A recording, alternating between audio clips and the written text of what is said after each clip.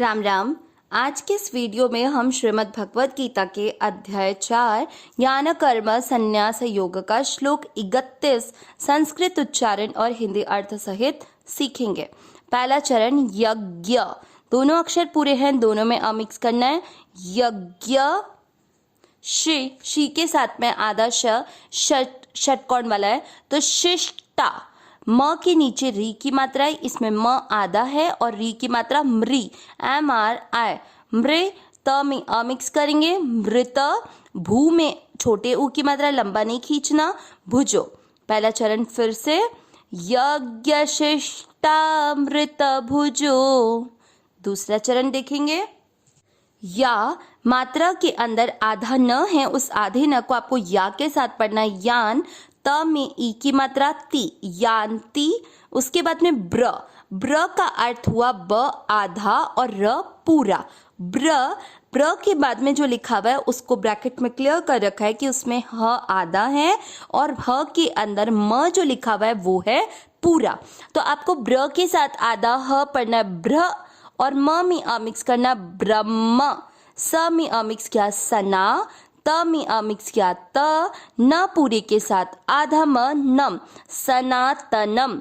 दूसरा चरण फिर से, यान्ति ब्रह्म सनातनम। पहला और दूसरा चरण साथ में, यज्ञ शिष्टामृत भुजो यान्ति ब्रह्म सनातनम।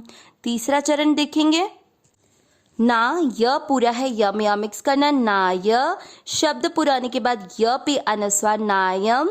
लोको, को के बाद में एस जैसे शेप में उसको कहते हैं अवग्रह। आपको को की मात्रा को लंबा खींचना है, लोको।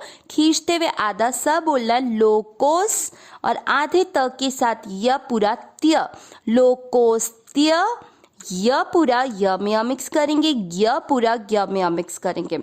यहाँ पर जो आधा स है उसको आप ज्ञ के साथ में भी पढ़ सकते हो, यज्ञस। और यह पूरा जो लास्ट में है उसमें अमिक्स कर सकते हो, यज्ञस्य। कुछ लोग स आधे को य पूरी के साथ पढ़ते तो आप वो भी गलत नहीं है, बट यहाँ ध्यान रखना है कि आपको स्य बोलना है, श नहीं।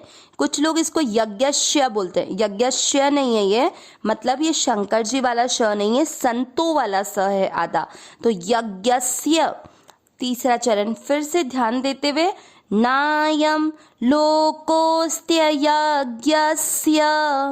चौथा चरण देखेंगे, कु की मात्रा छोटी है, कुतो। तो के बाद में अवग्रह, कुतो, आधे न और य पूरे के साथ, कुतोन्य। य में अ की मात्रा तो विसर्ग को पढ़ेंगे ह, कुतोन्यः। कुरु, दोनों मात्रा छोटी, कुरु।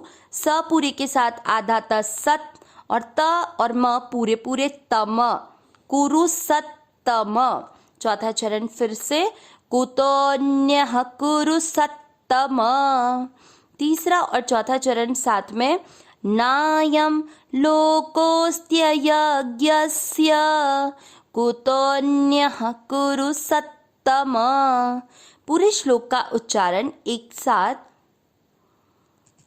यज्ञ शिष्टामृत भुजो यान्ति ब्रह्म सनातनम नायम लोकोस्त्य यज्ञस्य कुतोन्यः कुरु सत्तम। एक बार फिर से, यज्ञ शिष्टामृत भुजो यान्ति ब्रह्म सनातनम नायम लोकोस्त्य यज्ञस्य कुतोन्यः कुरु सत्तम। अब श्लोक का अर्थ देखेंगे। इससे पिछले श्लोक नंबर 24 से लेकर 30 के पहले और दूसरे चरण मतलब 30वें श्लोक के पूर्वार्ध तक हमने कुल 12 प्रकार के यज्ञों का वर्णन सुना, उसका अर्थ भी समझा कि किस किस प्रकार के यज्ञों का वर्णन भगवान ने अर्जुन को किया है। उसी श्लोक 30 के हमने तीसरे और चौथे चरण में सुना कि भगवान उन यज्ञों को करने वाले की प्रशंसा करते हुए कह रहे हैं कि वे यज्ञ को जानने वाले और यज्ञ के द्वारा अपने पापों का नाश करने वाले हैं। आज भगवान अब आने वाले श्लोकों में यज्ञ करने से होने वाले लाभ और जो यज्ञ नहीं करते हैं उनसे होने वाली उनको क्या हानि है उसको बताएंगे। यज्ञ शिष्टा यानी यज्ञ से जो बची हुई है उसके लिए कह रहे हैं यज्ञ शिष्टा मृत। देखिए आ की मात्रा है आ और अमृत, वो दोनों मिलकर आ और अ मिलके आ बनता है, तो शिष्टा में आ की मात्रा हो गई, तो दो शब्द हो गए यज्ञ शिष्टा धन अमृत भुजो। तो यज्ञ शिष्टा यानी यज्ञ से भुजा बचा हुआ, अमृत भुज यानी अमृत का अनुभव करने वाले। आगे यान्ति प्राप्त होते हैं, ब्रह्म यानी ब्रह्म, परमात्मा जो ब्रह्म है उनके लिए शब्द है। सनातनम यानी सनातन, तो उन सनातन ब्रह्म को परमात्मा को प्राप्त होते हैं। क्या बताया पहले और दूसरे चरण से अर्थ कि यज्ञ से बचे हुए अमृत का अनुभव करने वाले सनातन परमात्मा ब्रह्म को प्राप्त होते हैं। आगे देखते हैं तीसरे चौथे चरण में भगवान क्या कह रहे हैं। नायम में दो शब्द हैं, न धन अयम। न यानी नहीं, अयम यानी यह, ठीक है। नायम लोकोस्त्य, इसमें दो शब्द लोक और धन अस्ति। अस्ति यानी है और लोक किसके लिए, इस मनुष्य लोक के लिए बोल रहे हैं। तो नायम लोकोस्त्य यज्ञस्य, अब यहाँ पर यज्ञ से नहीं है, हम देखेंगे लोकोस्त्य। देखिए इसमें लोक और अस्ति दो शब्द बने, य पूरे में आपने अ मिक्स किया था तो बन गया शब्द अयज्ञस्य। अयज्ञस्य माने जो यज्ञ न करने वाले मनुष्य उनके लिए ये शब्द प्रयुक्त हुआ है। कुतोन्यः, तो कुत धन अन्यः, कुत यानी कैसे और अन्य यानी मनुष्य लोक से अन्य लोक के बारे में बात कर रहे हैं, मतलब वो लोक कौन सा हो गया, परलोक। कुतोन्यः कुरु सत्तम, कुरु सत्तम में कैसे शब्द बने हुए हैं, स में कुरु रु, कुरु सत्तम मतलब उत्तम, किसमें, कुरु, कुरु वंश में जो श्रेष्ठ है मतलब अर्जुन। अर्जुन को भगवान ये शब्द संबोधित करते हुए बोल रहे, तो पूरा अर्थ क्या निकला, हे कुरुवंशियों में श्रेष्ठ अर्जुन, यज्ञ से बचे हुए अमृत का अनुभव करने वाले सनातन ब्रह्म को प्राप्त होते हैं। यज्ञ न करने वाले मनुष्यों के लिए ये मनुष्य लोक ही सुखदायक नहीं है, तो फिर परलोक कैसे सुखदायक होगा। अब इस अर्थ को थोड़ा सा और क्लियर करके समझेंगे।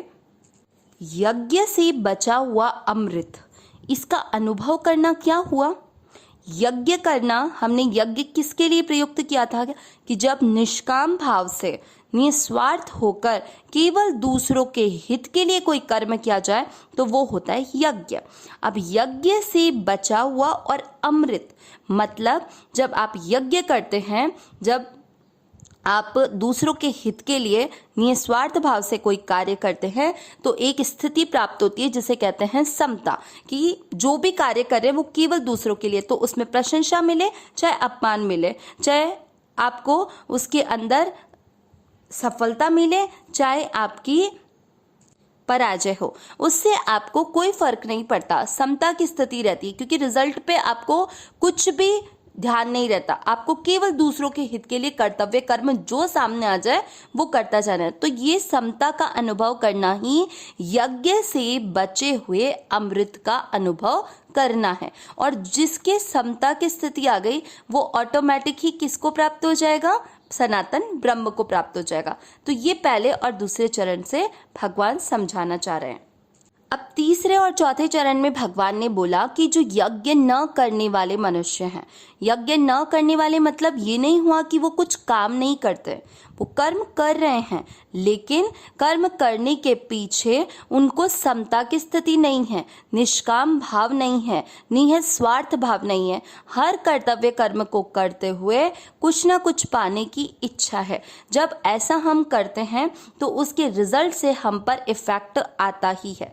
जैसे हमने कोई भी कर्म किया, उस कर्म को करने के बाद में अगर हमने बहुत मन से भाव से किया, लेकिन बदले में हमको किसी ने उसका जो रिजल्ट मिलना चाहिए था वो नहीं दिया, तो हमको एक निराशा हो जाती है। तो फिर वो दुख किसको हुआ? हमको। अगर हमने बहुत अच्छे से काम किया और सामने वाले ने प्रशंसा कर दी, तो सुख का अनुभव किसको होता है? हमको। जब सुख और दुख हो रहे हैं, अनुकूल और प्रतिकूल परिस्थिति के अनुसार सुख दुख होना मतलब समता की स्थिति नहीं आई। जब आपको कोई अच्छा कह देता है तो आपका उससे राग हो जाता है, जब कोई आपको बुरा कहता है तो आपका उससे द्वेष हो जाता है। तो इस राग और द्वेष के कारण समता की स्थिति नहीं आती, जिससे कि वो जो अमर सुख है ना, यज्ञ से बचा हुआ अमरता का सुख, मतलब उस परमात्मा का अनुभव वो हो नहीं सकता। इसके कारण इस संसार में कर्तव्य कर्म करते हुए भी हमको बार बार सुखी और दुखी होना पड़ता है। इसलिए ये लाइन लिखी गई है कि यज्ञ न करने वाले के लिए ये मनुष्य लोक ही सुखदायक नहीं है, क्योंकि पूरी तरह से हर समय कोई आपकी हर होप को पूरा नहीं कर सकता, इसलिए आपको दुखी तो होना पड़ेगा। तो जिसके लिए मनुष्य लोग ही सुखदायी नहीं है, तो उसके लिए परलोक यानी आगे आने वाले लोग, दूसरे लोग कैसे सुखदायी हो सकते हैं। अविनाशी सहज सुख राशि, हे नाथ हे मेरे नाथ, मैं आपको भूलूं नहीं। नारायण नारायण नारायण नारायण।